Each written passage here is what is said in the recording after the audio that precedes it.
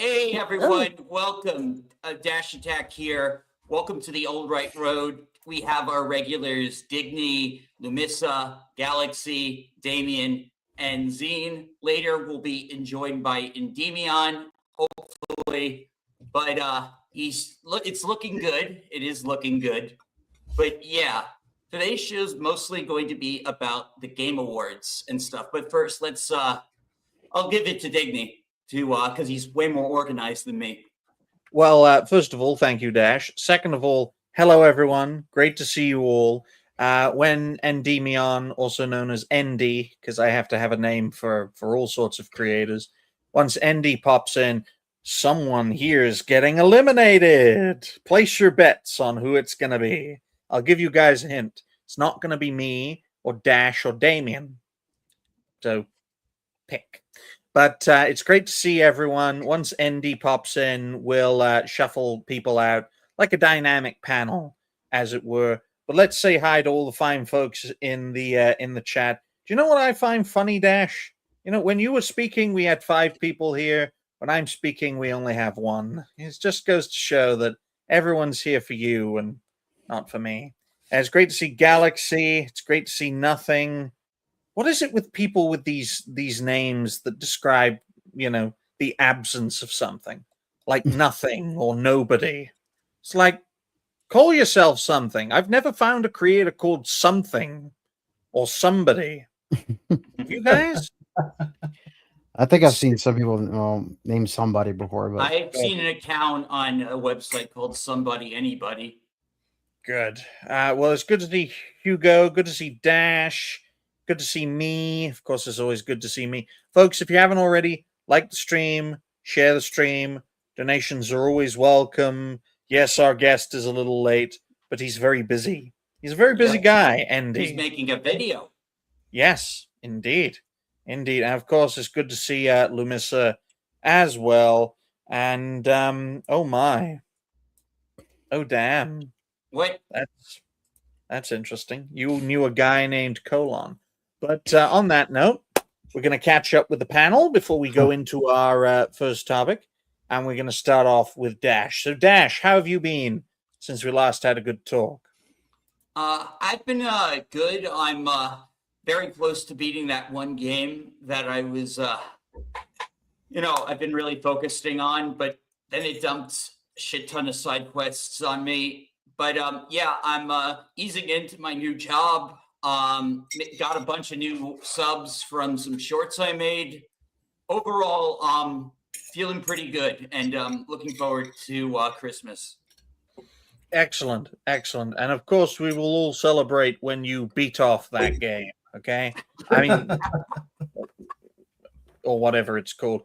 As for me, folks, I'm doing very well. I'm sitting down, so it won't be long before I'm in monstrous pain. Then I'll have to mute and then stand up and use the standing up Melanie Mac setup. But it is great to be here, and fingers crossed everyone will have a great time. And hopefully it will, right? We have high hopes that our guest will be here, right? We have high hopes. It's fingers looking crossed. good. It is looking good. Sorry to interject. When you stand up, do you also go apply on makeup? What? No, I'm saying when you stand up like Mac, do you put on the makeup? You mean like Ben Starr? No. It's Game Awards joke. Game Awards joke. I don't know those things. I'm just saying, if like Mac, he does a lot of makeup to hide the age. No, I don't put up makeup. I'm not a gay like you. I don't put on makeup. Folks, this is the most LGBT show in the network. 5 out of the 6 panelists here are in the LGBT community. I am not community, man. I'm not. I'm no community. I Right. mean, I might have a ticket, but I'm not redeeming it. Right. We got Dash who's bi, we've got Lumissa who's bi, we've got Galaxy who's bi, we've got Zine who's bi, and we've got Damien who's gay. I am not the only bi, committed I one. don't like guys. You see, we have a big closeting problem on this show. But what about you, Damien?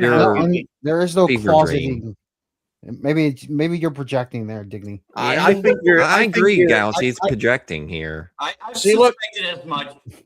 See, look, closeters assemble. You guys seem very defensive about all this. He's No, messing it's- with you. So Of we're going to course. let I'm playing confident along. queer talk for a little bit. No, Damien, please, never how say have you queer. been since our last talk? First, I'll say, please don't put me and queer in the same sentence. And I've been all right since the last time we've spoken. I've just having to deal with the consequences of being competent in my job, which means my manager always relies on me. Aside from that, everything's been going well. I did a video on Piers Morgan and Tucker Carlson about their whole "Why Are You Gay" segment of his podcast. Did you mention the fact that Piers Morgan hacks dead children's phones? What? Yeah. Yeah, that's why he left the UK for America in the late 2000s and early 2010s, is because he was running away from prosecution after hacking dead children's phones. The only reason he became friends with Donald Trump was because he hacked a dead child's phone. So there you go. I'm very bewildered. This is worse than Wiz, Tinder for Kids. Yep. Well, I'll tell you this, folks. Pierce has threatened to sue anyone who brings it up, but how are you supposed to sue a cartoon? So how about you, Lamissa? How have you been? I've been facing 10 inches of 10 inches. I don't know how much that is in the rest of the world as far as for measurements here, but I've been facing 10 inches of snow. I just got my Christmas gift that finished for my brother. Got a new dresser in my room and just cleaning up right now. Good. Very good. Well, you're used to 10 inches, so fingers crossed you'll be able to weather the storm battered and torn. Okay?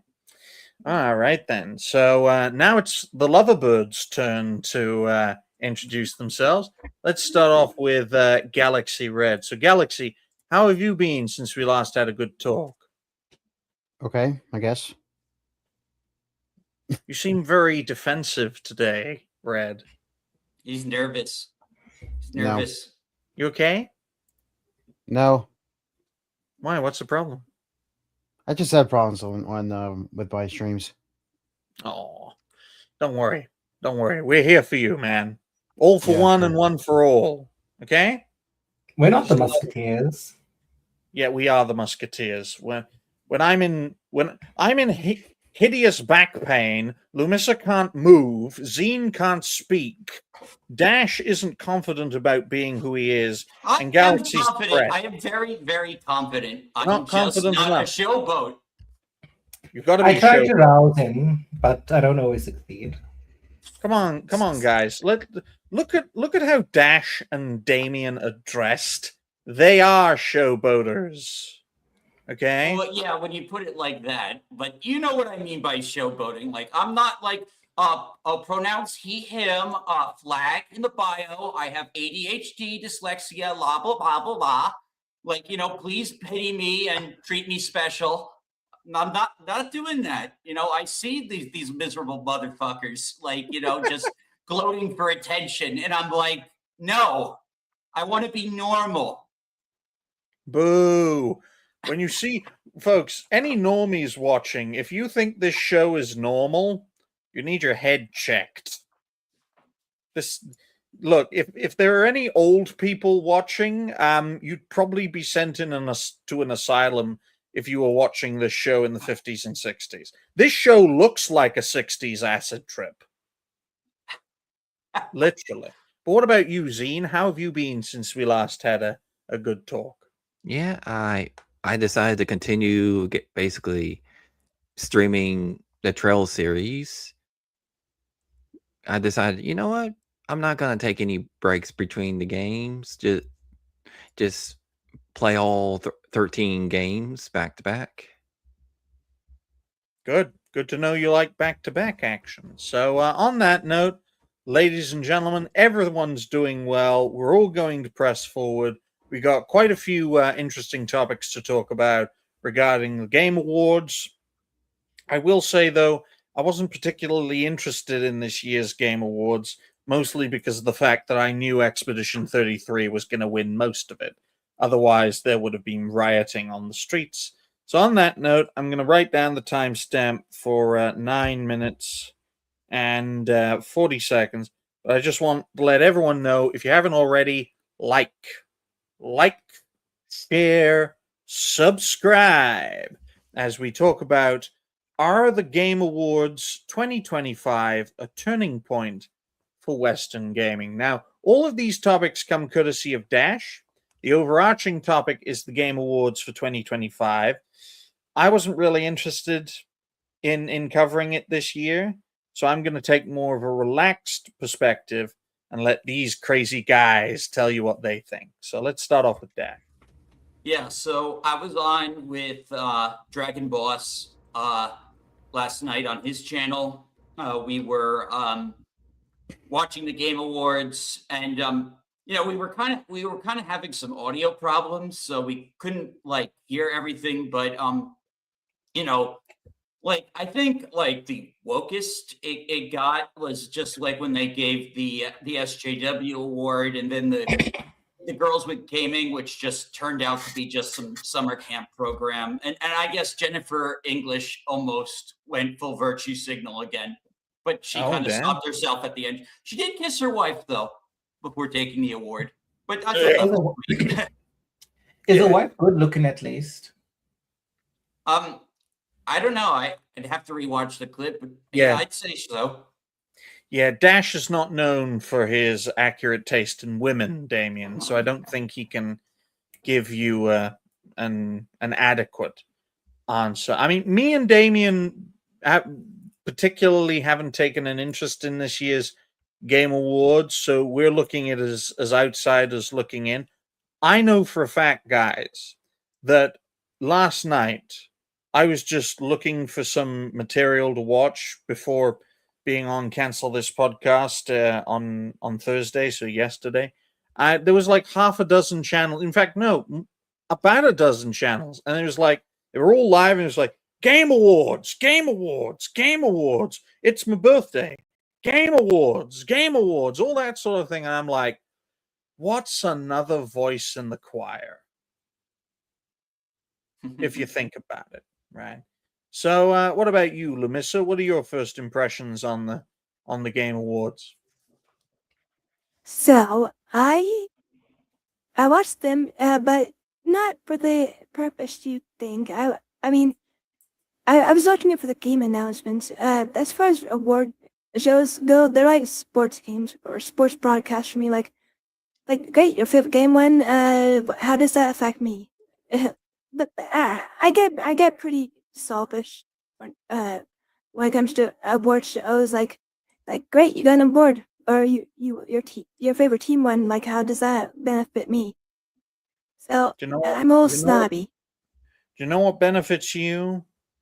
A Street Fighter film announcement. Oh, yeah, the trailer for that actually Hence I said, looked good. Yeah, I will say though, the announcements were good. The awards were like, so some games won. Expedition 33, of course, mopped the floor with everything else. Like, okay, good for them. It just start. I don't care about any of the award stuff, but I was there for the announcements. Good. And I think And the drama. Well, now more than ever, folks, perspective is very important, because there are so many topics flying here, there, everywhere, that perspective is more valuable than news analysis. Okay, and that's why I appreciate people's perspectives more than even the topics themselves. I mean, Damien, you're a bit of an outsider to all of this. What do you make of this whole situation? I had the unfortunate experience of watching someone stream, and they were streaming the Game Awards. The ultimate issue at the end of the day with the show is just the fact that titles that should be considered don't get considered. Yep. And titles that do get considered shouldn't be considered in the first place. Like, for example, Hades 2 being considered for anything doesn't make sense. The game's been out for a very long time. It shouldn't be up for consideration, but it does get put on in votes for nominations because it's politically correct. But I will say this: I did find it funny when Kojima left the event because he didn't win anything. Well, no, yeah, not even his boy toy Joff didn't give him the award. No. No. I mean, he's had his time, folks. He's had his time. Let a new generation into the arena. I mean, from my perspective, and we'll get into more detail on this with the next topic, but in my view, the future of gaming should be Expedition 33, right? You remember Dark Souls when that first came out and everyone was making Dark Souls-esque games? You remember that? Oh Remember yes, that? I remember. Yeah. It's one of the reasons why I never played a Dark Souls game. Made a whole genre for it. Yep. We're gonna see. Hopefully, we're gonna see that with Expedition 33. You're just gonna get Clair Obscure light games, right? Or light games, right? You're gonna get exposition, yeah, Expedition 33 light games just everywhere. Because they recently, after the award show, they released an update, folks. Yeah, It new was content. essentially new content. And I tell you, right, because I dabbled with a little bit of it, they make Simon look like a cakewalk. That's how hard they are. Yeah, it's a pain. But you know what's not a pain? Zine. Zine, what do you make of this whole situation? Well, for the being as it is, I do believe for it not being as woke as previous years, it was more of the real Game Awards by Craig's crew. They with competition on the rise, and how the host of the Game Awards trying to copyright. Yeah, basically, yeah. He saw the writing on the wall, and like he better do some changes, or he might be out for good. And also, I didn't watch the Game Awards. The only thing I got like blasted on the DMs was like, "Oh, there's a Total War game coming out," and then I took a look at it. I'm like, this is some almost like mobile / console. So I'm like, yeah, I didn't care. Well, that's what it's ultimately going to devolve into, guys, right? Because the mobile market is the biggest market. And I don't blame Zine. I didn't watch the Game Awards either, right? Neither did Stuttering Greg, right? He preferred to live stream his kids play rather than live stream the Game Awards. That's what I normally did. I normally just streamed a game while playing the Game Awards, but I was actually curious this year, and it actually wasn't as big of a shit show as I thought it was going to be. Probably because Dean's right. Maybe Joff did step things up a little bit. I mean, it's good to know, guys, especially for Dash, that he's curious about things. But I think was going to make that joke. I know, but I think 2025 is the best we're going to get, right? Because I think the landscape will shift a lot in 2026 against us. I don't think it's going to shift in favor of us. Because to me, 2025 is very similar to 2017. And if you know recent history, folks, 2018 was not a good year for content creators. Thank you to Lumissa for being a new member. There you go. Hopefully you're getting squeezed for all the money you have. And yeah, we appreciate you. What we also appreciate is Galaxy Red. Red, what do you make of this whole situation? I'm hold on a second. I'm trying to like fix something. Okay. Oh, okay. Yeah, anyway, I could do it right now. I could just do it later. Mhm. Anyway, yeah, I like the game announcements pretty much, and that's pretty much it. I mean, the music is when they do the music stuff, I like that too. It's the best. It's the best we're gonna get, folks. 2025 is the best we're gonna get.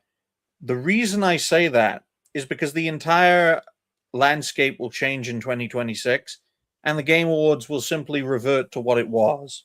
Everything will be a song and dance. Everything will be about diversity, inclusivity, and equity, and everything will be about appealing to the journo rats. Okay, all these years of hard work are going to be pissed down the drain because of the fact that we've seen so much needless division in the past year that it's going to come home to roost in 2026. I'm excited for 2026 because in circumstances like that, guys, when everyone's at each other's throats, it gives the new generation the time they need to grow and to rise.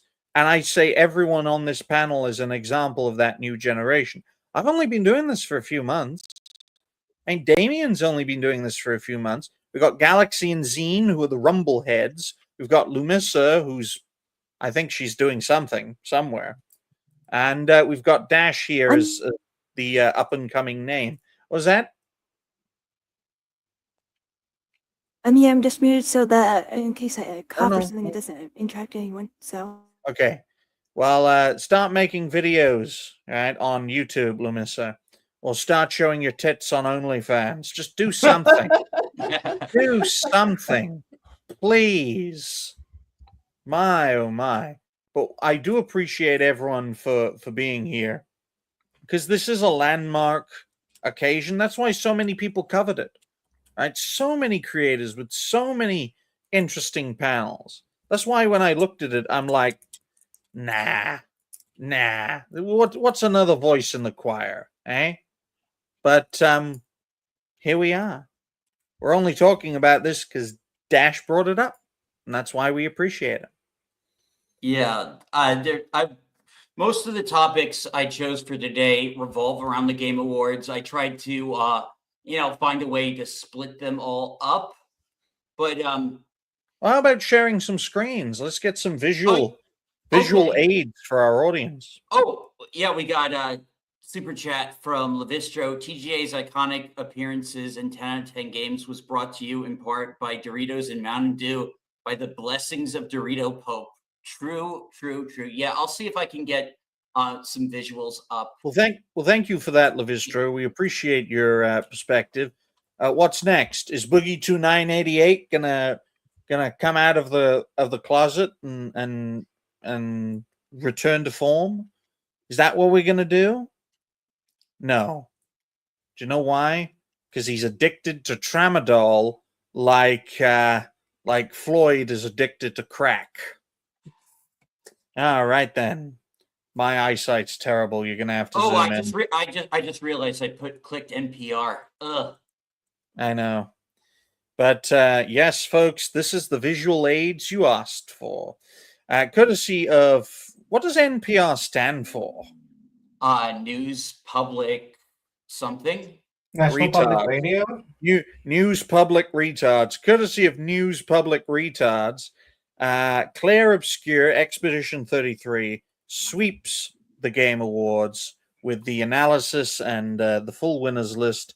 This comes courtesy of one James Parkins Mastro Marino. What a name. Also tried Mountain Dew, Doritos, cat litter. Lol. Thank you for that, Levistro. We appreciate your donations. Yeah, so this looked like a... Oh, yeah, sorry. No, it's all right. It's all right. Scroll up to the first paragraph, and then we'll get this get this guy's perspective. Yeah, this looks like a very Reader's Digest version of just like, yeah, the Game Awards. They happened. There were games. Well, a lot of boomers are like, what are the Game Awards? Right? So you have to consider that perspective. Because Jeff Keighley has been trying so hard for the past decade to get this off the ground.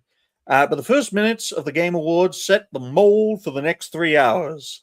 Clair Obscure Expedition 33 won the best independent game during the pre-show, beating out acclaimed sequels like... I'm not saying that. Who says Hades 2 is acclaimed? I don't think it's done as well as the first game at all. Yeah, the first one's way better than the second one. beating out an acclaimed sequel like Hollow Knight Silksong. There we go. I'll just Nice. say that instead. Moments after the main stage opened with operatic singers and a full orchestra, plus the obligatory electric guitar belting out music from the game. So essentially, this show started, and this award show basically revolved around the celebration of one of the greatest games this century. Yeah. Are we all agreed on that notion, folks? It's been 25 Yeah. years. Has there been a game in the past 25 years? In fact, that's a great question, right? In the 25 years of the 21st century, can you think of a single game that deserves to be game of the century more than Expedition 33? We're going to start off with Dash, work our way down. Dash, can you think of anything? Well, I'm actually need to start playing it again because I put it down because I wanted to.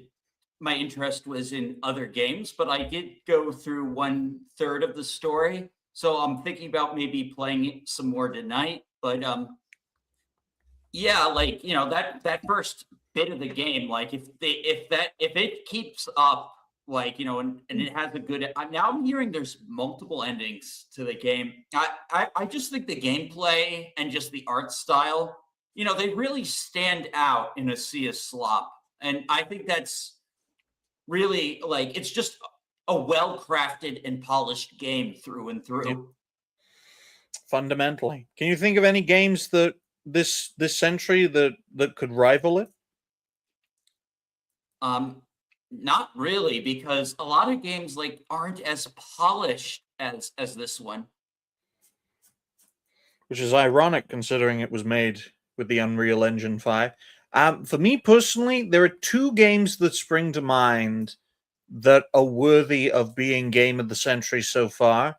One is Mass Effect 2, which before Expedition 33, Mass Effect 2 was the only game I ever played that made me emotionally connect with the game, right? And it was in the final mission where they take on the collectors, they go to the collector base, and it's like, it's do or die, folks. It's all or nothing. That really gripped me. And the other would be, of course, The Witcher 3, which is a fantastic game in its own right with fantastic DLC. In fact, The Witcher 3 is the greatest game I've ever played where its weakest element is in its title, The Wild Hunt, because they were a last-minute addition to that game. Quite literally. They were added in the last months of development for The Witcher 3. So those are the only two I can think of this century. What about you, Lamissa? Do you think Expedition 33 is game of the century so far? Well, I have yet to play it. I mean, I have thought about playing it. I've seen a bit of gameplay on streams. And okay, it's turn-based. I might give it a try. Oh, my taste is very like out there. I'm very niche and picky. I will say though, the visuals, the music, and what I've seen of the gameplay, I can see why it won Game of the Year. It's certainly an accomplishment. It's just I have yet to play it myself. I'm sorry. Well, it's won 8 out of the 12 nominations, including the main one, which is Game of the Year, and it also won Best Indie Game. In fact, if you could, Dash, you could bring up on X, because I saw a post on X regarding, how many nominations that were awarded to Expedition. I think 33. it won 9 out of the 10 awards it was nominated for, and it only lost in the Player's Choice to some Chinese mobile game. It was nominated for 12 awards, Dash. Okay, so it won 11. No, I've heard on the from what I've seen, it won 8 out of the 12 awards. I can even bring it up if yeah. Could you find it. Just because like. Well, of course, Chinese game is going to win Player's Choice. I mean, there's more of them. Okay, it stands to reason. All right. I mean, the Chinese are never going to support a French game. That would be like Americans supporting an Iraqi business. It's not going to happen. All right? Fundamentally isn't.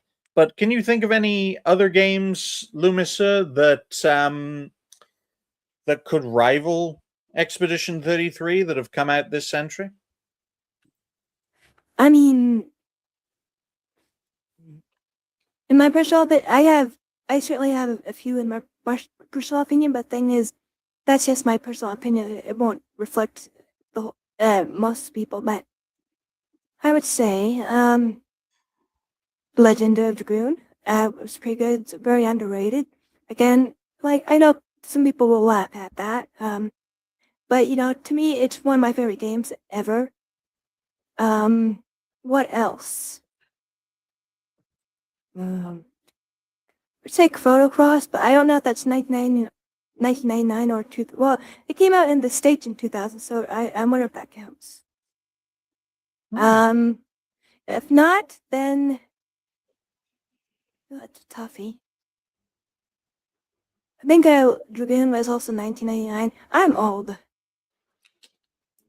Well, that's why most of your body doesn't work. But I will point out right here, right now, ladies and gentlemen, it's right here, so you can. My eyesight is terrible. It really is.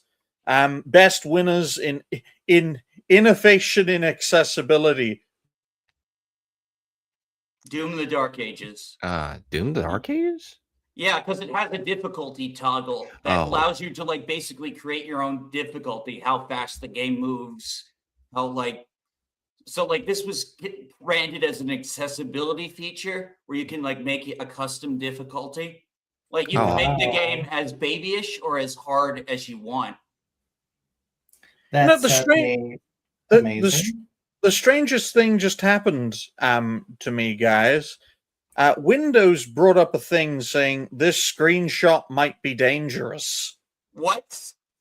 Yeah, I full screen my StreamYard, and it happened so suddenly. I don't know what the hell happened. I was talking about innovation and accessibility, Doom the Dark Ages, right? And then Windows zoomed out and said this screenshot might be dangerous. It's like, what the hell? Never seen that happen. Yeah, Assassin's Creed Shadows didn't get anything. Neither did Ghost of Yotei. Well, that's good news, folks. Right? That's good. We need that moving forward. Hopefully, you can all hear me. Yeah. I know. When I was on my stream, everyone was like really happy that No Man's Sky got best ongoing game. Well, it may sound like a happy thing, folks, but we don't want No Man's Sky to get that award because it means the concept of a redeemable game is a thing that can happen, and it shouldn't. Yeah, I would prefer more that they get it good at the start, not a complete burning pile of garbage. I could use other words. Oh my goodness. Games for Impact south of midnight. Yep, it won the activist award. Yeah. Absolutely ridiculous, ladies and gentlemen. Again, absolutely ridiculous. And looking at this, though, it's clear who won the Game Awards for 2025. I wonder who's going to win the real Game Awards. But let's count the numbers then, folks. So we got 1, 2. If you want to scroll down, Dash. 3, 4, 5. Scroll down again. 6, 7, 8. So yeah, it's got 9. It's got 8, not 8. It's got 7 directly and 2 related to those who are part of it. So of course Jennifer English and of course Lorien Testard. What a name. So yeah, it was 9. Right. Okay. Thank you. best multiplayer game, Ark Raiders. Yeah, that was a surprise for me, but I'm happy. I have not checked this game out, but I want to. I hate multiplayer Yeah, games. this made me angry. This made me Fuck angry. off. Best What? sports racing game, Mario Kart World. Yeah, bullshit. Should have been Sonic. It should have been Sonic. Yeah, I agree, Sonic. They're not racing games. They're fucking cartoon. Sorry to say this, guys. They're not. Well, they are. But They're cartoon games. I know. It's super ironic coming from a literal cartoon, right? I know Gran Turismo is shit now, but that is a racing game. Forza Horizon is a racing game. Okay. In fact, why didn't Mario Kart World win Best Multiplayer? Some of the best multiplayer streams I've ever seen are of playthroughs of Mario Kart. Okay? So make that the best multiplayer game. Anything else? Yeah, it's Final Fantasy Tactics, Fatal Fury, Wuthering Waves? Yeah, Oh, that's a the gacha Chinese game. game. Oh dear, Moist Critical is Content Creator of the Year. That surprised me. I thought he'd be too much of a centrist chud for them to pick he plays it safe. They only picked him because he's in Dispatch. Yep. Well, You say that, Galaxy, but Boogie 2988 won Content Creator of the Year in the 2016 game. Yeah, I know, award. but this is different. And look where he is now. Yeah, he's right. He's absolutely right. No one knows what will happen to Moise in 7 years. Or 9, or 10, or 20. Boogie 2988, there's a reason I've been focusing on this guy recently. His career spanning nearly 20 years doing this is the perfect embodiment that you can succeed really well in one generation of content creation, but not in another, right? All of you guys here, all of us, are going to have our time to shine, and we're all going to fade away and crash out and go nuts and get addicted to drugs, just like Boogie. Okay? And that's the case with all creators. That's the case with all of these developers and publishers. Remember when Ubisoft could only shit out gold? Remember that? Yep. Assassin's Creed was like the top franchise up there with Call of Duty. And look where Call of Duty is now. Yep, even that one's gone to shit. Everything has its time to shine, and everything fades away. So I look forward to us all succeeding, and I look forward to us all getting tramadol withdrawals and ranting and raving and taking hammers and bashing our walls down. Well, you certainly have the best the best wishes for us. Yeah. Yes, I do. I think of all the people on this panel to OD, it would be Damien. I'll have you know, I may have not used drugs, but I certainly did push them. Oh, damn. But on that note, ladies and gentlemen, why don't we talk a little bit about the new Lara Croft emerging? Oh, yeah. That would be spicy. You sure you don't want to save that one for Endymion? Well, we could stretch out the Expedition 33 topic, especially with the free DLC that's been emerging. You know, yeah. There were other announcements like there's a new Knights of the Old Republic game. Apparently,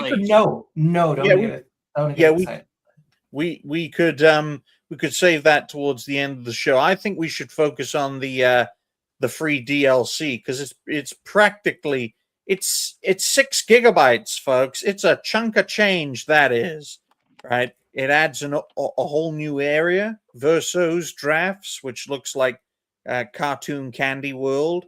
It adds a few bosses to the Endless Tower, including chromatic versions of the Duelist and of the Lampmaster. I can tell you this. It But makes with that Simon lamp look fucker, like I beat that boss. He's back. That fucker. yeah, but it's a chromatic version, which is Oh. even more powerful and even more dangerous. But it just goes to show that Expedition 33, their DLCs, it's practically a DLC. It doesn't have a name because it was a free update, but it was a 6 gigabyte free update. That's as big as some games. Okay? So I want New people to music. know this.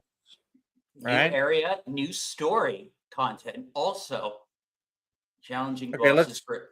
I really want to flesh out this topic. So scroll to the top so we can get the perspective of IGN, which is short for ignorant.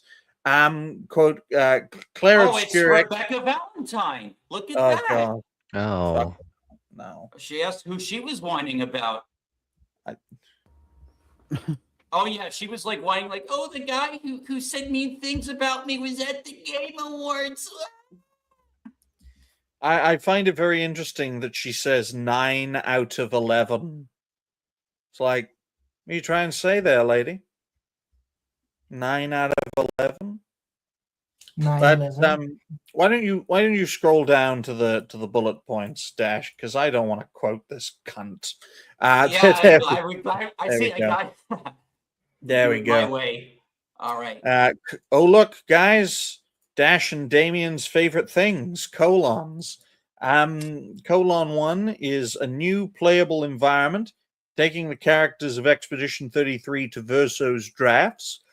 A whimsical storybook adventure with ties to a young Verso, where players encounter celebratory gestural, surprising new locations, and an encounter with a sinister, powerful presence.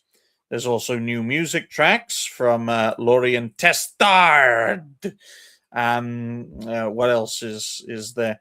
Challenging boss battles for the late game players to overcome within the Endless Tower. I've taken on a few of those. They are very, very difficult. There's a photo mode where you can take pictures. There's new text and user interface localizations for countries that the United States doesn't care about. Where else? I don't know what Added FSR4 FS4 is. support. Yeah, Yeah, I guess the PC stuff, new quality of life improvements, other features, further improvements to game's performance across platforms, including handheld PC. Good. And folks, I think we should expect onwards into the future more coming out of this franchise. Whether it's extra DLC, whether it's a new game, one thing's for sure: this company, Sandful, are going to capitalize on all they can get from what they have created. Now, where they go from here, I don't know.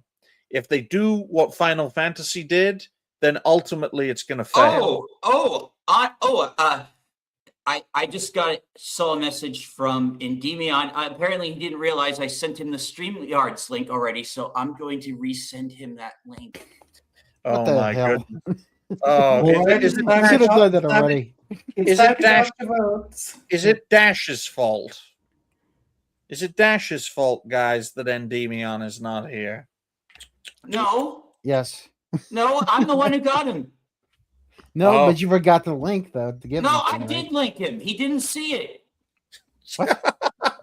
I did link him. See how Um, animated Dash gets when he can't nab the man he wants? Are you cheating on me, Dash? Lol. Okay. Well, it's good to see Riot Kitty. I hope you're doing well, lovely lady. Hopefully everything is going very well. Sorry to say it won't be. It'll probably be called Clair Obscure Riders War. If Clair Obscure goes into the direction of Final Fantasy, folks, it's going to ultimately fail. Okay? It's a sad realization. Whether it takes years or decades, look at how Final Fantasy started, look at where it peaked, and then look at where it is now. If you, in a sense, model yourself on that, then the end result is going to be very clear, which is Well, ironic considering Claire is French for clear. you know, it's funny because both me and Endymion are Final Fantasy 16 defenders. And, Oh, yeah. I think it's a fantastic. I think Final Fantasy 16 is a fantastic game in the Devil May Cry universe. True. Right? Square Enix, and sorry to tangent it onto that topic, folks, but Square Enix seems to be great at making games that have nothing to do with what made their company great. But the thing is, Digny, there's a reason why they do that. The thing is, every single developer that becomes established is too concerned with success over the potential of failure. So any game they make, they're simply going to slap the title on of their base franchise to it. So it's like, even though there are numerous Final Fantasy entries that are radically different from their predecessors, we're going to call every single one of them Final Fantasy because we know that's going to get people to purchase the game. Right. Yep. I mean, plenty of people talk about the first Final Fantasy, the 7th one, the 9th one, the 16th one, the 15th one, the 14th one, right? You don't really hear, the 6th one, don't really hear many people talking about Final Fantasy 3 or Final Fantasy 10. You'd be surprised. Final Fantasy 3 was actually a very big point in the series. It introduced a lot of the more classes, job switching. It has a ton of references of the summons actually first appeared in 3. Yet in the discourse, Dash, it's barely brought up. Well, Everyone part of that is talks about- because it was one of the last games to ever get a English localization. And that's why I think to myself, I think if Sandfall follow in Square and Enix's direction, then it will inevitably end up that way. Whether it takes years or decades, the effect will still be the same. So I think this is a fantastic thing to happen for Sandfall and for Clair Obscure as a whole. Will we see a new game from them in 2026? I don't think so. 2027? Maybe not. 2028? Maybe. So Maybe. there's a section in the article I just noticed. We're hopeful that its ride to success means more games in the same universe. No, we don't. It should be one and done. It should be one and done. So Digny is quite prophetic. He's been touched by Apollo. Well, we need to consider Dash Attack. We need to consider Star Wars was only supposed to be one film. One indie film. Alien was supposed to be one horror film, right? Terminator. It was only supposed to be one film. We see this all the time in the Western world, where something is made with the express purpose of just being its own thing. Like Avatar. I know James Cameron says now, I always wanted to make an Avatar franchise. No, you didn't. It was one and done. You had to pull in so many favors to get that film off the ground. Everyone thought you were crazy. Even Fox thought you were crazy with your second way of the water idea. That's why they shot it down instantly. But a lot of these projects that are supposed to be one and done, they explode because they're such great premises that people want more and more and more. What was that, Zine? Oh no, I was disagreeing with you. Oh, good. Because they were supposed to be one and done. That what the creators were visiting, but then they exploded. Think about this, guys. Imagine if there was only one Final Fantasy. Right?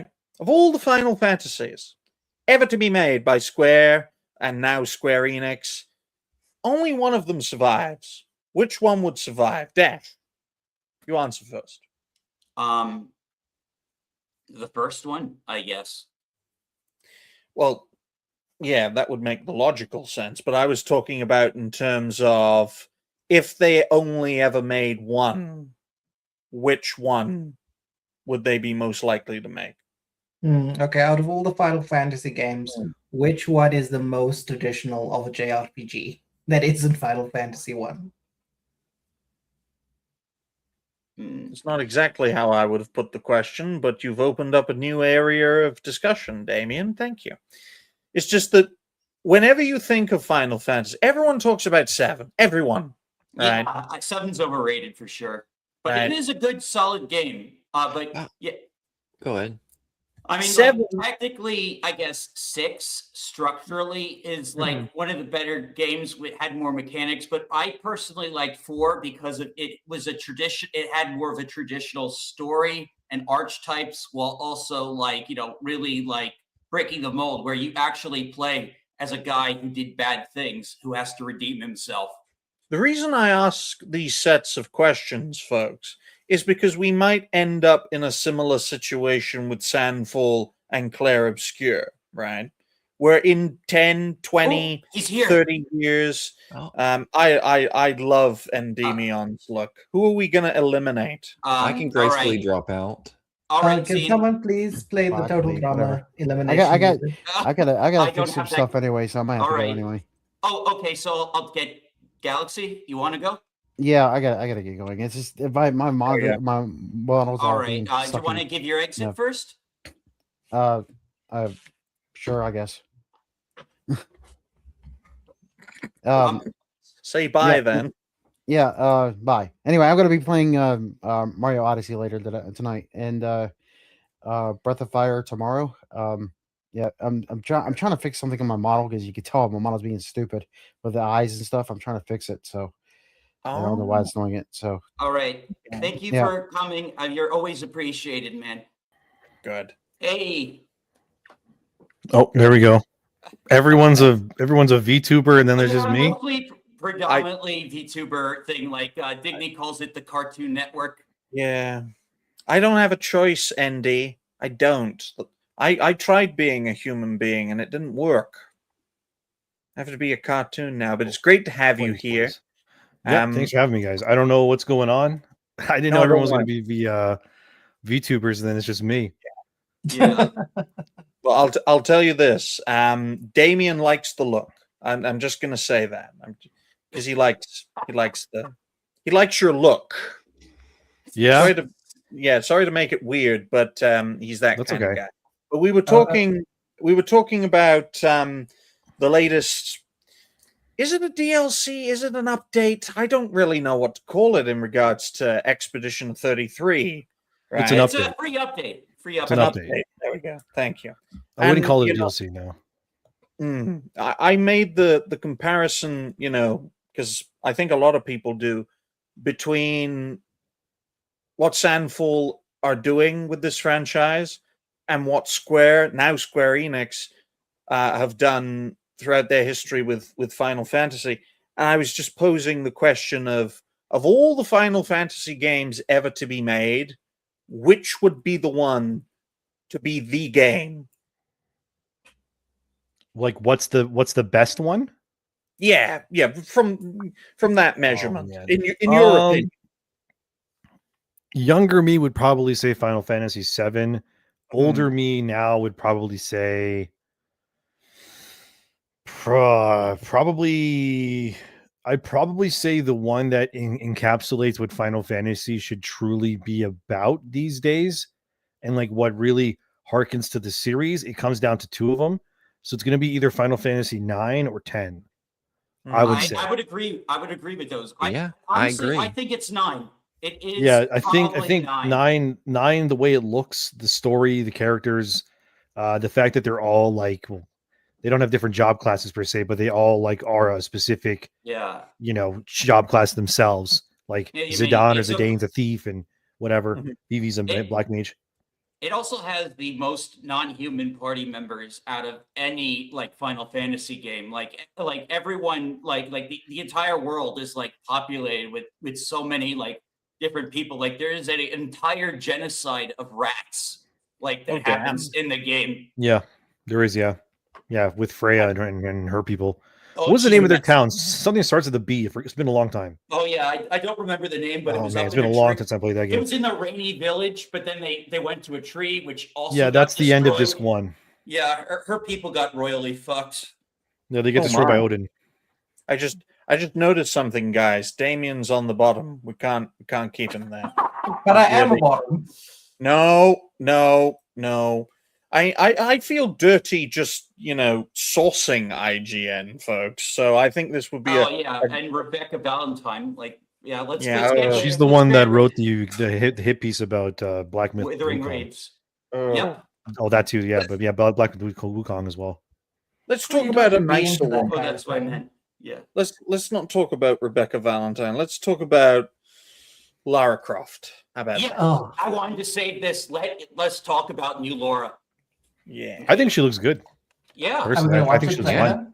trailer? Did anyone see that ass shot? That was great. Yes. Yeah, I think Fantastic. she looks perfectly fine. I think the way that they made the character look is good. My problem is more to do with the side characters, the story, that kind of thing. That's more what I'm worried about.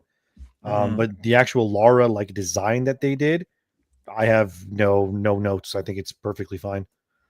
Yeah, looks like Tomb Raider to me. Yeah, Yeah, so I- we're gonna get another remake. This will be the second remake of the original game, and then we're gonna get Oh, a sequel. oh, Dash, you're completely wrong. You need to remember there was Tomb Raider Anniversary. Oh That yeah, was the that's what I meant. remake of the first one. Then we had the trilogy remake, I think from last year or so. This is the third one. Yeah, so Legacy of Atlantis comes out first. That's a remake of the and first game, apparently, and then you have Catalyst. yeah. Yeah, this is from an outsider looking in, because I haven't really paid too much attention to this year's Game Awards. That's the overarching topic for today's show. It from a normie. Hey, quiet, Sony. From a normie's perspective, all these remakes and remasters and reboots, it can be a bit confusing. But of all the franchises that needs a shot in the arm, Tomb Raider is one of those that really needs, to be brought back to life. But Mortal Kombat got that treatment, and look where it is now. Oh yeah, NetherRealm's bankrupt now. Yep. It's so sad. But I agree with Endymion, right? The character is on point. Everything around it, It's wait and doesn't- see. yeah, it Yeah, just it kind of depends. has the effect of just modern gaming, over focus on hyper realism, stuff like that. Well, that's another problem with all the Game Awards. Like a lot of the bigger trailers, they were all just CGI anyways, for the most Mhm. part. yeah. Right? Even like the Star Wars trailer, Yep. Even Yeah. they're like, Star oh, Wars that game's gonna be trailers, like no gameplay. years away. So it's like, okay, why even show it then? This too, this is CGI. This is not in game. Like this right now, this is not in game, obviously. So you're kind of just like, what's really the point of it, in my opinion, about a lot of these things that I'm seeing? I just want to see gameplay of games, because this can look as beautiful as it wants, but if the game doesn't look like that, then why are you showing me this? It's Exactly. to build hype and anticipation, which can sometimes be the death of a game if you overhype something. Anthem. Yep. There's another red flag. Amazon Games. Was that Amazon Games or Amazon? Yeah. Yeah, it's Amazon Games. Yeah, That yeah. is the Crystal other reason. Dynamics is still on it though, Yeah. so that's kind of Right. we'll see. Yeah, but that is the reason I wasn't too excited when I saw the trailer, because it's Amazon. Given that anything they work on, they inject the politics. Because that's one of the reasons why the Warhammer, the TV series hasn't started production yet, because they're still doing back and forth on the script to see how much diversity and such things they can add. Well, Yeah, the best Amazon projects, guys, and this is supposed to be Dash's show, but it used to be mine. I literally gave my show to someone else. How kind of me. That's a very long story. We don't have time to go through that. First of all, hooray, it's not Deborah Wilson. Second of all, hooray, that actually looks like a good, proper, modern representation of Lara Croft. And this trailer, of course, it's spectacle, right? Yeah. Which is a bit of a problem. But the point I was going to make, Amazon, the best Amazon-based projects are projects where they let the creatives do what they want to do, and not interfere with it. The Grand Tour is a fantastic example of that, in my view. So there you go. I mean, we'll see what happens because like Crystal Dynamics has not been on fire for a long time. They ruined that other game too, the Avengers with Kamala Khan and stuff. So I'm not convinced at all that they're going to do anything technically well yet. I will obviously wait and see. I'm not going to like write it off or anything. Tomb Raider, Legend, and Underworld were a long time ago. Yeah, the games I thought that looked the coolest during the Game Awards. I thought Lords of the Fallen 2 looked good. I thought there's that one game called No Law, which is from the people that made the Ascent. That one looked super. That looks cool. No Law looks cool. High Guard does not look good at all, in my opinion. That looks like Concord 2.0. And I'm trying to remember what the hell else they even showed last night. Divinity obviously, but again, Divinity was a CGI trailer, so it's kind of just like, yeah, you know, what like, a hell of a marketing campaign, though. Oh, hey, Scooby, how's it going? Yep.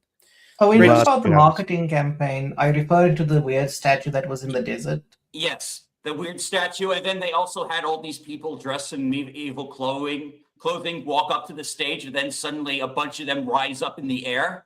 And it was like really creepy. No one knew what the fuck was going on. Well, I've beaten Divinity Original Sin 1 and 2. I haven't played the other Divinities though. Yeah, I've been 2. I've been 2. 2 is they're really cool games. Game. Yeah, they're cool games. Divinity 2 kind of falls off near the end, in my opinion. The third act is like just kind of a mess. But those first two acts are really good. Do a bunch of chores just to get into the temple, but man, that final fight is chaotic. Wait, you say Larian Studios struggle with the third act of their game? Did you not play Baldur's Gate 3? I beat Baldur's Gate 3, yeah. That game was yeah, people tell me Act 3 is not great. I've gotten to as far as Act 2. I think personally, I think Baldur's Gate's best act is its first one, and then the second act is still good. And then the third act is actually massive. The third act is like the entirety of Baldur's Gate, pretty much, because Baldur's Gate's like a town city. So like it's the entirety of Baldur's Gate, and it's huge. There's so much to do, and you can like go underwater at one point. I remember during that the underwater part, my main character didn't make it back to the ship in time. So when the underwater thing explodes, my main character was like found dead on a beach outside of Baldur's Gate, and then had to go like revive him. But yeah, no, their games are great, but apparently Divinity, whatever they're gonna, I mean, it's just called Divinity. Apparently, they're gonna make this one an action RPG. Oh wow, that'll be interesting. That certainly doesn't bode well because I don't think they've ever made action RPG games. Didn't they make one Divinity Dragon something? But like it wasn't. Their games weren't really well received until the original Sin game. Yeah, so I hear a bunch of their early work was really, really rough. It was, yeah. It just objectively was. I mean, it is what it is. But their games now obviously are much better. And I think if like even with Baldur's Gate, like if they're somehow able to make a Baldur's Gate game that's like not necessarily action RPG, I would just be fine with like straight up Final Fantasy turn based, but it's Baldur's Gate. I'd be fine with that. I think we're gonna expect. I think we're gonna expect more of that in Endymion, because I call you that because it's hard to call you ND. Because it sounds like indie. Okay, so I'll just call you your full name. But I think, and I said this earlier on in the show, the success of Dark Souls led to the Dark Souls-like game phenomenon, and I think we're going to see a similar phenomenon with Expedition 33. Personally, I think you're going to see a lot of Japanese games, especially Chinese as well, completely ripping off Clair Obscure. If I have to be honest, especially with the turn-based combat, I wouldn't be surprised if you see the next Persona game do the same thing. You know, add more elements to it and stuff. Persona has been consistently turn-based though, so but like maybe they'll borrow some of the mechanics. That's what I mean. Like they'll borrow like the Legend of Dragoon like addition attack things. Like that's what Clair Obscure does. And you press a button at a certain point, or you can aim the gun and shoot, or you can parry, for example. Like those kinds of things they'll probably copy. I'm fine with that because personally, like lately, all I've been playing is turn-based games, like a crazy amount. Yeah, I just 100%ed Monster Hunter Stories 1, and now I'm doing Octopath Traveler 0. Yeah, you should check out. You should check out Digimon Time Stranger, even if you know nothing about the. I played a bit of it because I had to play it for a video, and I beat the first act of that, or around the first act, I think. I haven't gone back yet, but I do need to go back to that game. But I've just been playing, because I 100%ed Octopath 1 and 2 already back in the day. So I'm 100%ing Octopath Traveler 0 now. Yeah, And my then, friend Jace, a lot of games. who's also part of the network, big Yep. fan of JRPG. Cancel this podcast. Great channel. They're Rumble exclusive only, which is why anytime I call him Jose because it looks Mexican, but anytime Jose is on a network show, it's fantastic to get his perspective. But I have my fingers crossed for the successful revival of Tomb Raider. Hopefully they can pull it off. I don't have high hopes, but I have hopes. Let's just put it I don't that know. way. I'm just playing Japanese games and stuff like that lately. I don't really care too much about these Western games as much. Japanese and indie games are like Yeah, really where it's at. I still need to go back and play. I own it, but I have to go play Dragon Quest 1 and 2 remake. I want to play Trails in the Sky first chapter. I haven't played that yet. There's another game called 100 Line Last Defense Academy. That looks interesting. There's just a lot of games that I want to play that are just not made in the West. Yeah, So I boycotted that yeah. one because of some localization stuff, like seemed kind of like woke. But it is made by the guy who made Danganronpa, and he did say if that game failed, he was just going to stop making games. So, like, which game was this? the 100 Line? Yeah. Let me look it up. 100 Line Last Defense Academy. I don't even know what it got in like reviews or anything. I just thought it looked cool. Yeah, there's a lot of games I want to play. Yeah, aesthetically, his games look cool. Like, I mean, if you know Danganronpa, like, which is more of a visual novel game, like, like the art style. That's the one with the evil bear, like in the school. Yeah, I just personally, when it comes to like visual novel games, it's not for me personally. I didn't think so. They're very hard to get into, especially like I like way more strategy and action. Yeah, I think like for me personally, if a game does not have good gameplay, then what's the point? Yeah, it doesn't matter how good your story is or anything. Like for me, if your gameplay sucks, I just don't care. I just don't want to play it, so I just don't do it. That's just me though personally. There's a lot of games like that I'm just like I don't like. There's one game. The hell is it called? It's made by oh man, it's that one where it's like. It's by the Odin Sphere people. What's that game called? Oh, is it Unicorn Overlord? No, I beat that one. It's the other one. The one with all the playable characters and it's like robots and stuff and time travel. I think it's Sentinel something. Yeah. This is Sentinel Agents Rim or something like that. That's the one I couldn't really play because its actual gameplay was just boring to me, unfortunately. But the actual like the storyline's cool, but like I would rather just watch that as an anime or something than play it because the gameplay is not fun. And that's kind of how I feel about some games where I feel like if the gameplay is just not there, then like kind of what are we doing? You know what I mean? It just seems like a waste of time. That's what I feel sometimes when I'm on this show. I'm like, what are we doing? What are we talking about? But no, let's get Zine and Lumissa's perspectives. I tell you, right? Zine is very talented, but he's very shy. So, Zine, what do you make of the emergence of this new Lara Croft? Oh, let me find it. Make sure you're not muted. You're not mute. Yeah, I sorry. I was muted because my phone rang. Okay, that's all right. That's all right. But what do you make of the emergence of the new Lara Croft scene? Yeah, I could say it's a for Lara Croft herself is maybe a cultural, sort of a small cultural direction that a positive one. But seeing the rest of the game, like Endymion and everyone. It's like, yeah, maybe they sort of still not there. So I'm very cynical of the game in general because I did say it's like, oh, all the CGI reminds me of Anthem. Oh, got all hyped up and died. That's such a low blow, but Crystal Dynamics doesn't have the best of records, so maybe they're like, hey guys, you see that trailer? You have 10 months to make that into a game. Well, I mean, If I can interject, it is like the best like looking Tomb Raider project like in a while. Like a lot of the like stuff like between the tabletop game, the that awful Netflix show where they made Zip gay for no reason other than to check a box. The sweat stain Netflix animated show.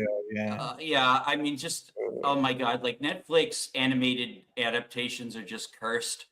Yeah, because they're quite an inconsistent company. Netflix are as much a licensing company as they are a streaming service at this point. But I'd like to tie this topic in a bow before we move on to other updates for the Game Awards of other particular franchises, with Lumissa's perspective on the emergence of a new Lara Croft, of the new Tomb Raider. Lumissa, what do you make of that? Okay, so what immediately gripped me was just, oh, they changed her face again. Her face is not consistent. And that's the one thing that really got me about this trailer. Other than that, I'm not really big on Tomb Raider. I mean, I played a PlayStation 1 demo of it, and I just got stabbed to death because I didn't know what to do. Oh.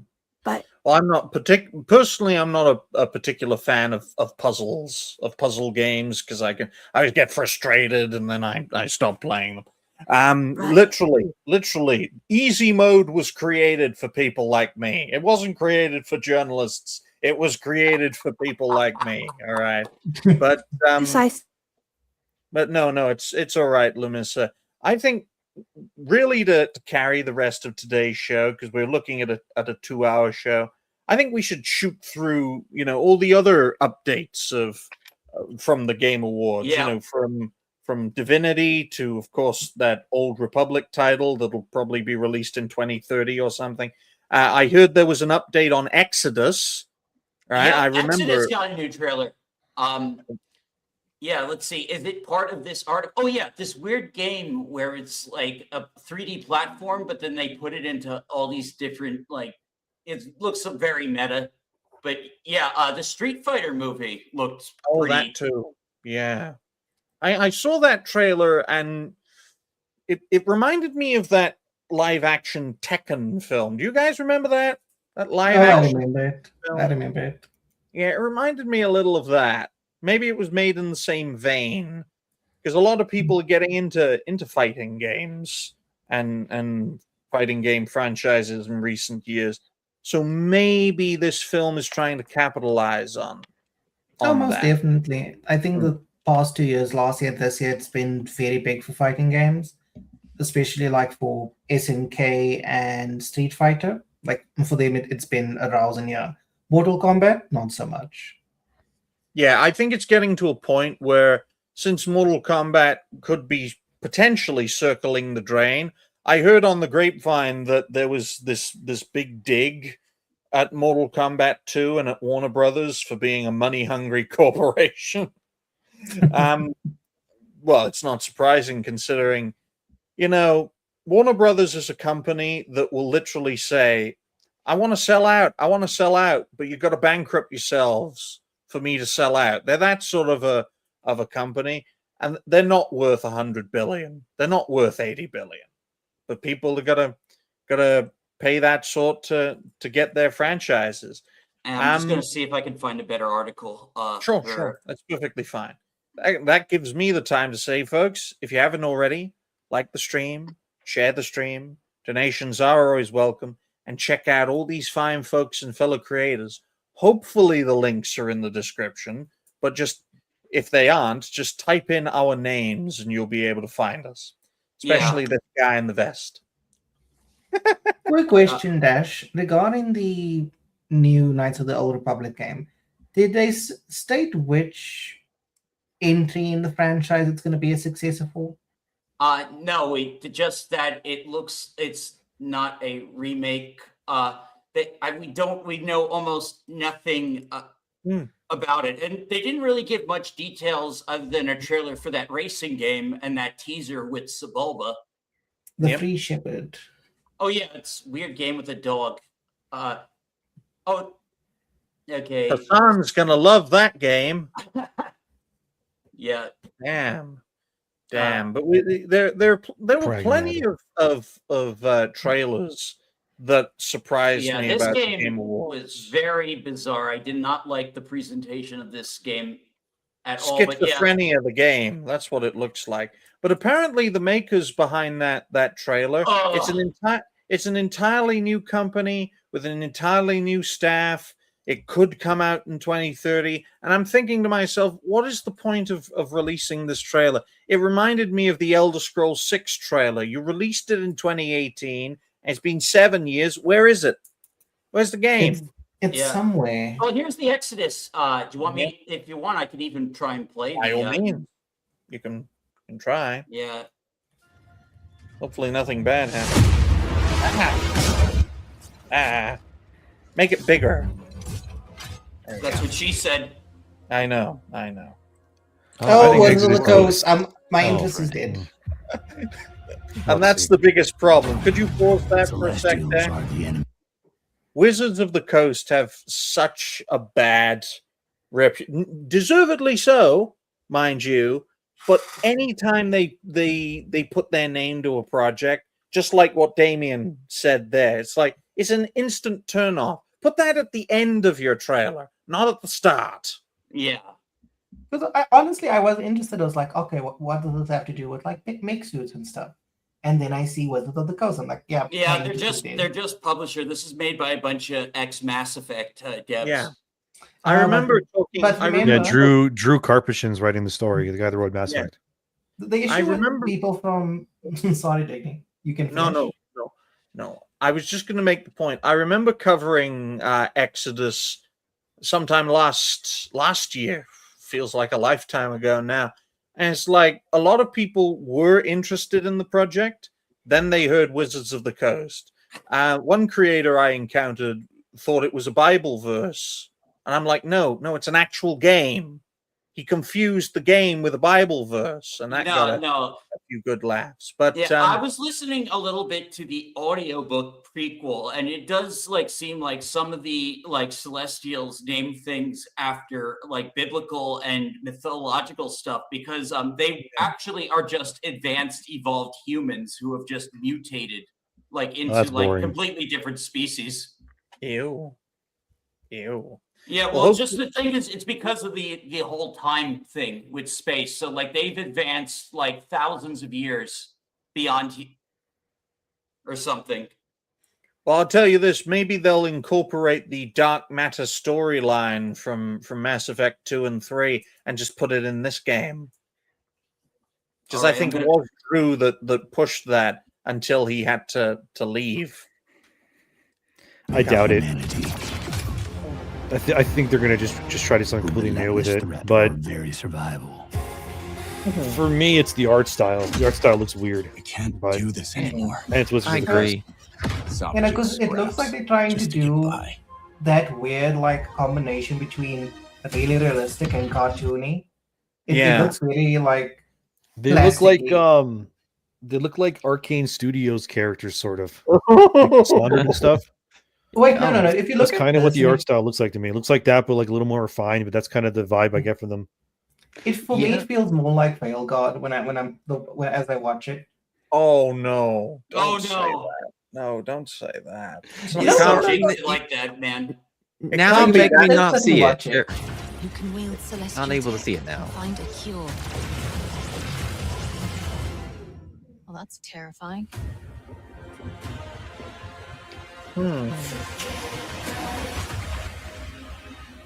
Oh, But with the right ship and the right crew, Even looking at that crew, you like could already, save all of us. They look kind of bland. my pattern Yeah. recognition's already going off. Yeah, mine Yeah. as well. Yeah. they look uncanny. Like, yeah, no, like go backwards. Go back to where they're all standing around the console. Yeah. A little bit more. Somewhere around there. Somewhere there. They show them standing around the console. But I think it's back more. Can't get the frame. Oh yeah, it's here. No, right there. Okay, let's see. Yeah, We look at have them. 2 black women and an ambiguous Asian man, and I can't see who's the person right up in It's front. not even really the skin color that matters. It's just the designs. They just look boring. Like they just what they do. Like they don't like with Mass Effect. The reason why Mass Effect was successful was because you had a bunch of aliens on your team. Like Yeah. I don't. Yeah, they're all humans. This just like reminds me of Outer Worlds in that sense. Like it's just Yeah, a bunch of human beings. I hate like space adventure stuff that like, you know, like tries to down like play a lot of the like aliens. Like I feel like Starfield like had no alien races. Like the Star Wars prequel trilogy like diminished aliens to just background like things, you know, and they had like, which was a downgrade from the prequels, where aliens were more involved. So Yeah, and I yeah. agree. That's what I'm saying. Like you look at this team, and then you go look at Mass Effect 1. And Mass Effect 1, you had Garrus, you had Rex, you had Tali, you had Liara, and here you have woman, maybe man, woman with the long hair and the gray, another woman, some dude, and then dude. It's like okay, Yeah, because it looks like this boringly. game does have aliens. I did see they are in the trailer. Yeah, Like this thing. there's one. Ooh. It's an orangutan. Yeah. Yeah. Yeah, Oh, but the dear. problem with this is it's that you can definitely see that the writer doesn't really have faith, more likely than not, in the ability to create alien races. I doubt that. It's Drew Karpyshyn. Like he's the guy that wrote Mass Effect. So like the problem is just that the main characters just don't look very interesting. That's all. Like I'm sure the world's probably interesting, but like Well, yeah. Well, they are. at the end of the they day, do it's still have Wizards of the these- Coast, so I'm skeptical. Yeah, they do have these prequel novels out, which like was listening to one of them on audiobook form. Like so, like they do have like a timeline and some lore like set out, but like whether or not this translates well to a good game, because Callisto Protocol was trying to create lore in the background, and we all know how that turned out. It utterly collapsed. In fact, Callisto Protocol is a fantastic example of the perspective I'm going to bring into this this topic. Without Callisto Protocol, Dead Space would not have been remade, and if Callisto Protocol had succeeded, the entire Dead Space franchise would have been remade. Right? The reaction to something else coming along and doing well will inspire those who did it well the first time to actually try and rekindle what they have lost. The biggest problem I have with Exodus is that every character in your group is supposed to be distinctive. Mass Effect is a great example. So is Mass Effect 2, and even to a lesser extent Mass Effect 3. Very distinctive main characters. Exodus doesn't have that, or it doesn't appear to have that at this stage. Yeah, That's my problem. Is I think like if they I just wanted aliens as the characters, the companions and stuff, and the fact it's like I understand the main guy's a human or woman, whatever, it's fine.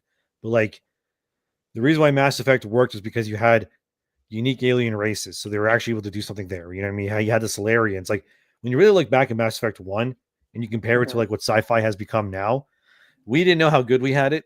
Like in one game, they had the Solarians, the Turians, the Krogans, the Rachni, those weird the jellyfish Asaris. things. Yeah, those are called the Hanar. And there's those other guys. I can't remember the name of them. They're like the little guys in the suits. They're kind of like little chubby guys. The Volus. Bolus, that's their name. Yeah. And then you also had the Keepers. Mhm. You had the Thresher Maws. I'm probably missing a few Quarians, I guess, if I didn't say them yet. So like you have a whole like insane amount of people, and like that's what I'm talking about. Like, and then you have these other games coming out. Like, look at that. Like that looks.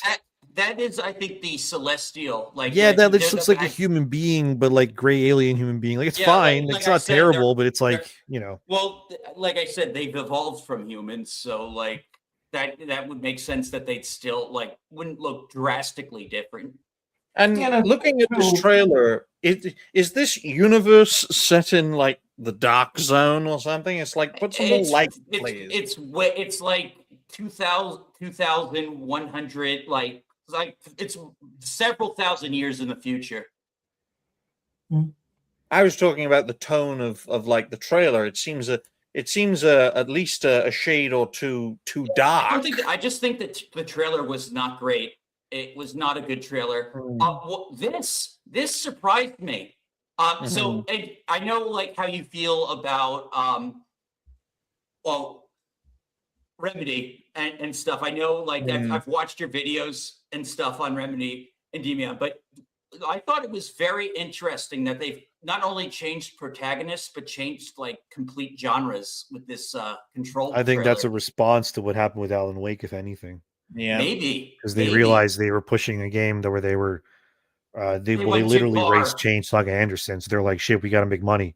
Yeah. So they're like, we need to throw a male protagonist in there and change things. I'm still not sold on it because again, it's Remedy and like the old gods of Asgard, the band that's in those Alan Wake games, tried to copyright strike me. So I'm always going to be skeptical of those guys. So I'm not convinced that Remedy's changed much. Personally, I don't really care either way because their games just aren't really for me anymore. Personally, it feels like I'm not the target audience. I was just such a really big fan of the first Alan Wake, so I have been like kind of like a big fan, even with like the ups and downs. And yeah, I have played 2. I still prefer the original.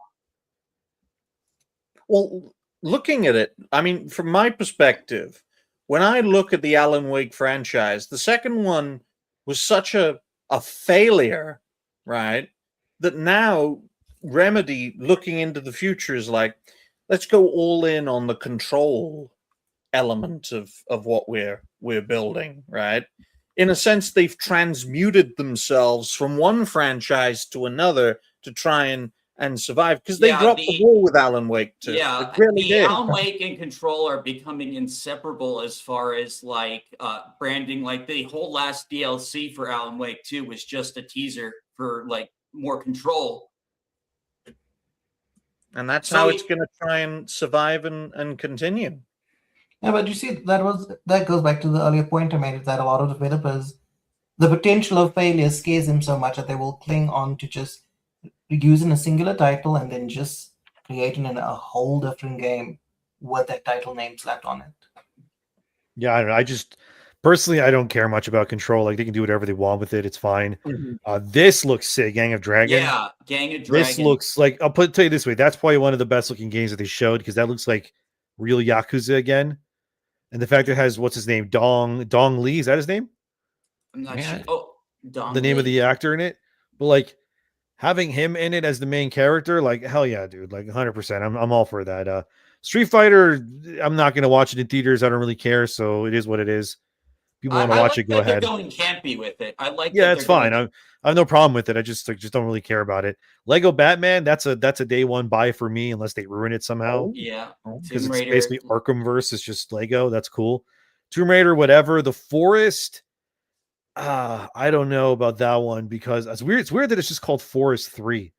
I don't know. I don't want to spoil. Where did 1 and 2 come from? Well, there was the. I mean, I don't want to spoil what happens in the forest, but like, it's very obvious where they're going with it. If you guys people don't remember, the forest was that game where you play like a dad and you're on like an airplane and then it crashes in a forest, and then your son gets taken away by like mutated cannibals, and then you have to like build a base while like fending off these cannibals. And then you go into these caves to find your son, and that's where all these mutated cannibals live and stuff. And then there's a sequel game called Sons of the Forest. And then I guess this is now Forest 3. So the reason why it looks that way, there's a reason why in the first 2 games why, but I don't want to spoil it. Wait, hold on. So they name the sequel something different, but for the third entry, they're it's called The Forest, Sons of the Forest, now Forest 3. It's very weird. Yeah, it's like they should have just named this like Forest something. Like I don't know. Yeah. Invincible, I don't care. It's a fighting game, so I don't care either. I mistook it for something else. This was kind of cute and interesting. See, I would love a game that looks like this, but it's Dragon Ball or something like that. In that style. Lord. This Diablo one. If you look up the thing when they had during the trailer, when they were announcing it, and you see like Mephisto on the stage and he's talking to the audience, he looks like a Smiling Friends character. Oh, he's like pointing at the screen like this and stuff. Like you guys, just I don't know. Yeah, Rivals looks fine. I mean, Deadpool's voiced by a guy who doesn't like me, so that makes me a little more annoyed by it. But it is what it is. Apparently, he's voiced by Alejandro Saab. Ah, Oh, that guy. That Like- name sounds I never so heard of him. familiar.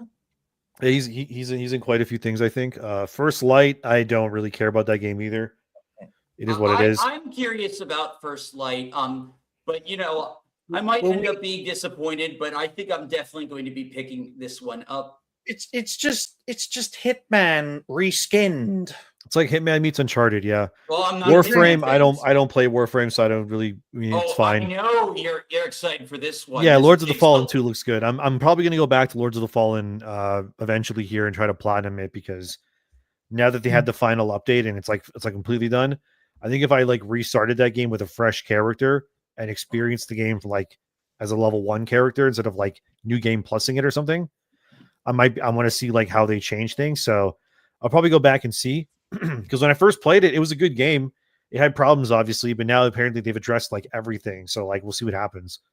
So Oh, I might go talking back and play about that. them, Oh yeah, Damien. yeah, no, to talk about them addressing stuff, I did find, like, was it earlier this year or last year?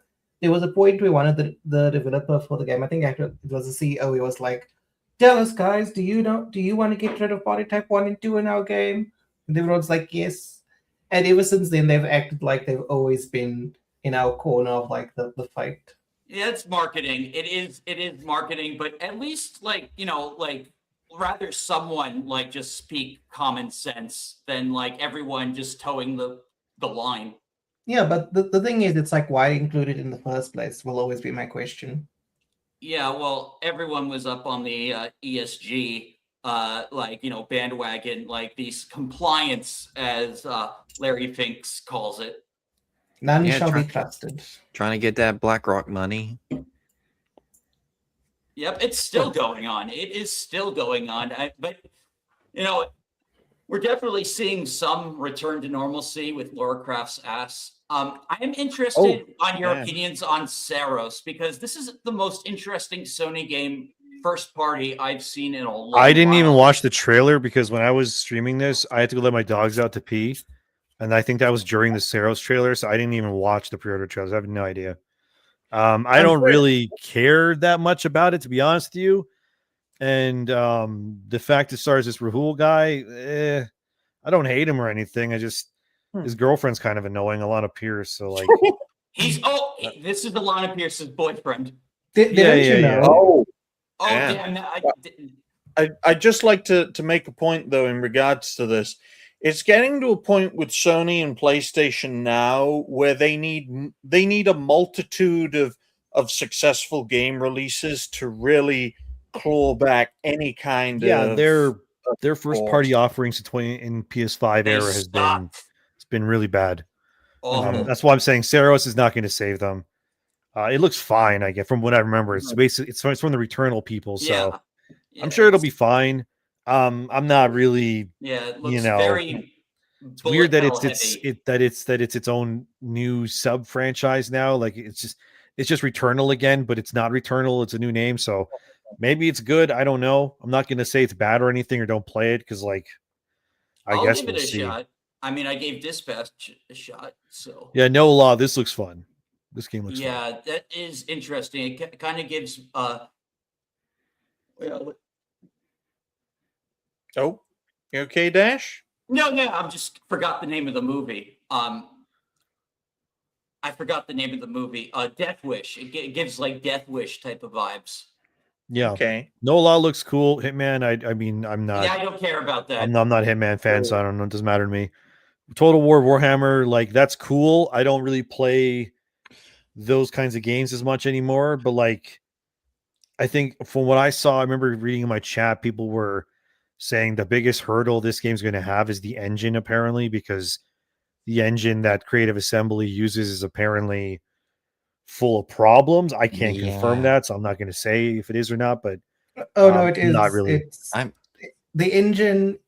It's like BioWare continuously using the Frostbite engine. Like the issues they were just couldn't do certain things. It's the same thing with Creative Assembly. What were you going to say, Zine? Yes, I'm a Total War player. I have played since Shogun. My favorites are Shogun 2 and maybe Warhammer 2. Maybe not so much Warhammer 3. Mm-hmm. Yeah, that they're using that engine. Oh, that's gonna have so much problems on consoles. It's gonna have a lot of problems on consoles. I think Since it's this, time. I think it's time for Creative Assembly to switch things up. But maybe they have the same problem or a similar problem to that of Bethesda. It's like it's all they know is this damn engine, and if they try to change it, they'll just alter it. They won't change it. Yeah, They'll pull a Starfield basically. or I have not played Total War, any of them, but I did find it interesting that they teased like a galactic conquest Battlefront style mode with space combat. I've been tempted to get Total War 3 Kingdoms, but I think to myself, I gotta learn all these new features, all these new. Oh my goodness, they're making a new Ace Combat. Yeah, not for me, but yeah, but I'm sure like there's a lot of people who are really crazy about this franchise. What is that? What is that name? Wings of Thief. What sort of a name is that? Oh my goodness! Because I played Ace Combat 6 and 7, and I enjoyed both of them. I also played a game. What was it called? Wing Commander. What was the name of that game called? Was it Wing Commander? I don't think so. It was a Ace Combat inspired game. It was released. Oh, okay. Then it wasn't Wing Commander because like it was released in 2020, and I recently got it on sale, and it's a fantastic plane game, for lack of a better term.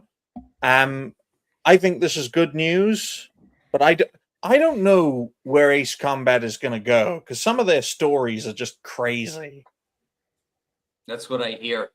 How I've crazy seen the are we memes. talking? Like really crazy, like anime crazy. Yeah. Yeah, so the Galaxy Racer, not just pod racing. They're finally doing a racing game after all this time. This is just an Untangled. This is just an Unraveled knockoff. Yeah, that's also, I don't care about that game. I mean, I'm not against it. It's just it's not for me. Phantom Blade Zero, that's for me. Yeah.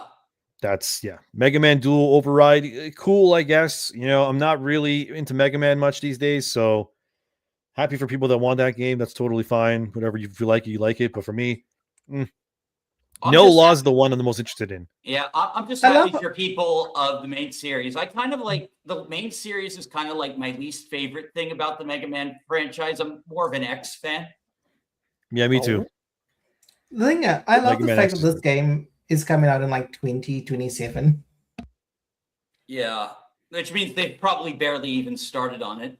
All right, what's the next one? Oh, that movie. Oh yeah, this was a non-teaser. This was just like a few seconds of the scene with the Bowser Jr. fight, and that's it. It was just a few seconds.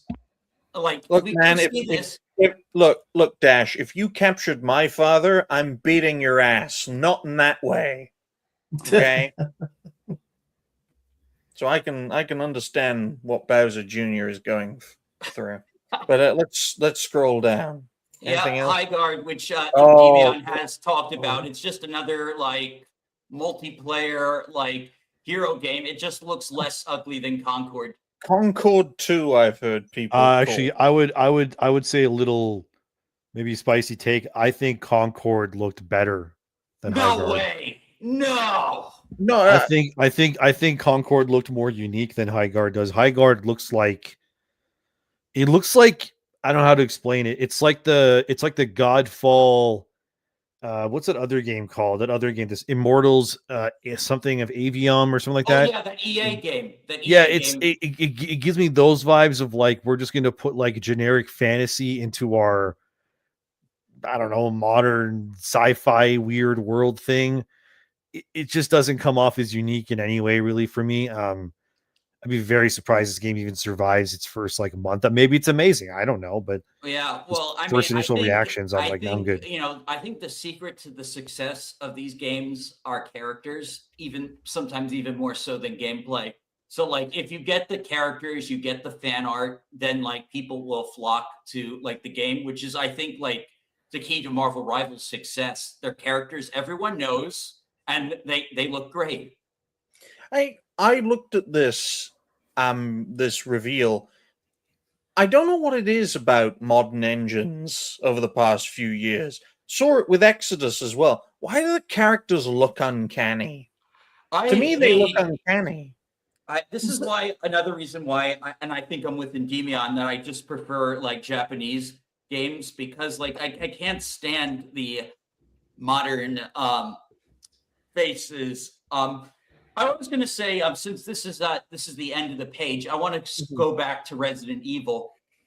You know, I think this trailer actually convinced me to get the new Resident with Leon. Yeah, that was cool. Resident Evil 9. Yeah, because it now actually showed me that it is going to have some actual like Resident Evil gameplay that I'm familiar with. Because before it just looked like a generic like scared streamer game that like I've seen a dozen times before on Steam, where you just hide and you can't fight. I didn't want that for Resident Evil. Well, Capcom's in a difficult place because if this project does not succeed, they can't safely go anywhere else. The only unsafe place they can go if this Requiem doesn't work is by remaking 5, and that is not going to be safe for them at all. No, that'd be journalists. I don't know if they'll ever remake 5 just because of all the journalists will bitch about it. Which Black people being killed by a white man. Oh my goodness! Yeah, Damien wants it's wrong to shoot black zombies, but it's totally fine to shoot Asian zombies in Resident Evil 6, and it's fine to shoot Spanish zombies or whatever it was in Resident Evil 4. It's fine to shoot everybody else in every other game, but shoot a black zombie and now it's a problem. Like, it's just Damien is like black South African. Like, you know, I am brown. I am brown. Thank you very much. Is he? Oh, I keep forgetting that. You're Indian. Unfortunately, my great-great-grandfather liked curry too much. No, but I will point out, right? It's a very interesting name title for Resident Evil, right? Because a Requiem. The last time I heard Requiem in a title, it was Alien versus Predator 2. Oh, that one everyone hated. Yeah, exactly. And that was really the first horror film I ever saw. I was 7. It was not a nice experience. Yeah. But I have my fingers crossed for this because Capcom needs all the wins they can get. Yeah, Capcom's been on a big losing streak. But I think with that and the Robot Girl game, which is actually looking pretty like banging now. What? The Pragmatia, you haven't heard about this one? Pragmata. What the? What is this a film or? It's a game. It's like Vanquish meets The Last of Us. Yeah, it's like The Last of Us, but like as an action game, and you just protect the little robot girl. You lost my interest so fast. Did Capcom just look at what Kojima was doing and be like, let's make a more action-oriented version of Death Stranding? It certainly feels like it. Yeah, it definitely does seem like this was a game made by committee. A little bit like checking, like, you know, the whole like protected father trope. And it isn't a bad trope. It's just the fact that given how often we had The Last of Us remade, remastered, re-released, I hate the trope. Well, this reminds me a little of Binary Domain. I don't know if anyone remembered that game. Oh, that game, yeah. Jesus Christ, that's a flashback. I played that game. Yeah, especially where with that white robot, because you fight, I think on more than one occasion, a giant white Japanese robot in Binary Domain. But again, this only reinforces the point I've been making throughout today's show, especially in this topic. All of these characters in Pragmata, in what was the other one? in High Guard, in I'm blanking. That's probably because I want to Oh, get no. rid of them in my head. They all I look think- uncanny. All the characters look like they're almost human, but not human at all. The Uncanny Valley. Yeah. But the See, thing is, it's like that's where we are with graphics. Like honestly, like the Xbox One 360 era, I'm missing those types of graphics because I can't stand like how much more realistic are we going to go? the This particular looks great. problem is this. It's like if you look at it, most of the game trailers that we saw, even with Tomb Raider, none of the games have a distinct visual identity where you can put it up against the other titles and say, I know this is Tomb Raider, I know this is Exodus. Because all of the games are going for that very Exodus. There we CGI go. look Hmm. in terms of like their trailers. And even when it comes to the games, they tend to all just look the same way. It's like you can place that scene or that character in a different place or a different like AAA title, and you'll be like, oh no, I feel like that character should be there. There's Yeah, I never a think case where you that's- can go, they don't belong there. Yeah, and I Mhm. think like that is why Expedition 33 like really succeeded because it really did stand out. As far it didn't look like if you see something that's Expedition 33, you know it's from that game. Oh Yeah, yeah. I'll certainly say like the environmental stuff and the enemy design that definitely does stand out. Character-wise, there's instances where it falls into the trap of looks like every AAA game. Well, Yeah. I'll tell you this, Damien. Motion capture of actors and actresses in roles, I think, is a green flag. Okay, we talk a lot about red flags, but one of the things I really liked about GTA 5, and hopefully we'll see it in GTA 6, is actually motion capture actors and actresses in that role. Speaking of which, GTA 6 got the most anticipated game of the year. Well, not game of the year, game award. Will it get released in 2026? I don't knows? know. Yeah, for me, my most anticipated game is Dawn Walker. Dawn Walker is my #1 game I'm looking forward to. Bradley hold the on. Badger. I just realized something. So, Digny, Yes. you say, since we're talking about motion capture and all of that stuff, so you'd basically give a green flag to Fortnite? In that department, yes. Despite the fact that they have Kim Kardashian as a character now. I Can I don't go- even know why they done that. I'm so Oh annoyed. God, Kim's in They did it. Fortnite. They did it Yeah, for she the is, same reason all the others are there. Money. No. Well, the thing is with Kim's trailer, it honestly feels like she went to Epic and said, "Put me in your game." Lol. Yeah, because it's a great advertisement. She got jealous of Snoop. That's why. But on that note, ladies and gentlemen, we like to keep shows at around 2 hours, and I know our guest is pressed for time, but I'm just going to write down future plans: an hour, 47 minutes, and 30 seconds. And we're going to start off with our special guest, Endymion. Why don't you tell us, if you can, what your future plans are? Just more videos coming out. And another video tomorrow. One video came out today.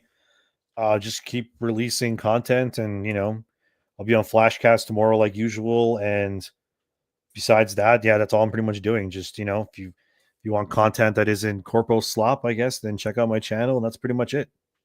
Good, and I appreciate that, man. Yeah, thank I you so much appreciate- for joining us. Yeah, it's all good. I just have to go back to work, so that's why I've got to go. That's Yeah. all right.